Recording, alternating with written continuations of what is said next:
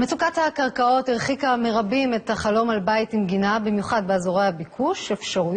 אפשרות שעשויה לקרוץ ללא מעט אנשים היא רכישה של קרקע חקלאית בזול יחסית, בתקווה שבעתיד היא תופשר לבנייה למגורים. אופיר רייכמן ניסה לבדוק למי מתאימה ההשקעה הזאת ועד כמה היא באמת כלכלית.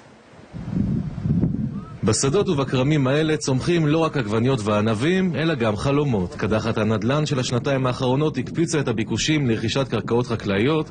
חלקן אמורות ביום מן הימים לעבור הפשרה לבנייה למגורים ולהפוך את בעליהן לעשירים במיוחד. אני יכול לתת לך הרבה דוגמאות באזור השרון שאנשים קנו ב10,000 ו-15,000 דולר קרקע. בסופו של דבר פתאום בעיר אחד הקרקע הופשרה לבנייה של קוטג'ים או לסירוגין לבנייה רוויה, וברור לך שבסופו של דבר אותה קרקע היא שווה סדרי גודל של מאות אלפי שקלים וגם מיליוני שקלים ליחידה. על הנייר מדובר בהזדמנות לתשואות פנטסטיות, כך למשל חלקה של חצי דונם סמוך ליישוב קדימה שנרכשה לפני מספר שנים ב-240,000 שקלים. מאז שהופשרה לבנייה נמכרת כיום ב1,700,000. אבל עד שתגיע ההפשרה מיוחלת, כל התשואות האלה כתובות על הקרח. קודם כל צריך להבין, מדובר בעסקה ספקולטיבית לטווח ארוך, ואחרי הכל אין מתנות חינם. תהליך הפשרה הוא תהליך ארוך מאוד, יכול להימשך שנים רבות. קרקעות חקלאיות היו להיט נדל"ני בשנות ה-90 שבהן פעלו ועדות התכנון המיוחדות. עכשיו אחרי שנים של קיפאון הן עושות קאמבק, בעיקר במושבי השרון, השפלה ויישובים ממערב לירושלים. כולם אזורי ביקוש שסובלים ממחסור בקרקעות לבנייה, שם מצפים ליישום חוק הווד"לים. מאז שהממשלה העבירה את חוק הווד"לים יש יותר התעניינות? אני יכול להגיד לך שיש התעניינות יותר גבוהה.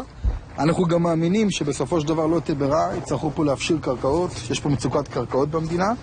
אז למי זה מתאים? בעיקר למשקיעים שזו לא ההשקעה היחידה שלהם, בעלי סבלנות וכיסים עמוקים במיוחד, ובעיקר כשמדובר על קרקעות פרטיות ולא בקרקעות מנהל.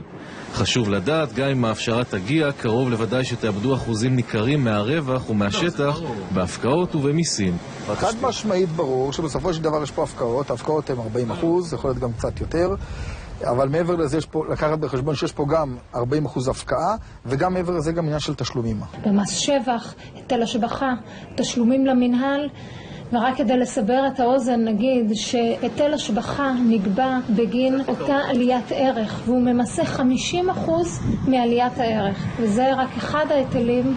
אין פה ודאות, אין פה משחק בטוח. חשוב מאוד להבין, אותו לקוח קצה צריך א', לבדוק בסופו של דבר תוכניות מתאר, להסתכל קצת קדימה, צד אחד קדימה, להיות יצירתי, יש הרבה מאוד דוגמאות חיוביות של קרקעות שהוא קרקעות חקלאיות, גדלו שם עצי בננות וכו', ובסופו של דבר אנשים יתעשרו. כן, העובדה שאת פירות ההשקעה תראו אם בכלל רק בעוד כמה שנים לא ממש מרתיעה את המשקיעים, שמוכנים לשלם סכומים ניכרים תמורת הפירות העתידיים של שדות החלומות האלה, אבל בדרך צריך לקחת בחשבון את הסיכונים, ולדעת שלפעמים ההשקעה הזאת היא לא יותר מהימור. ענף השיפוצים ורשתות עשה זאת בעצמך.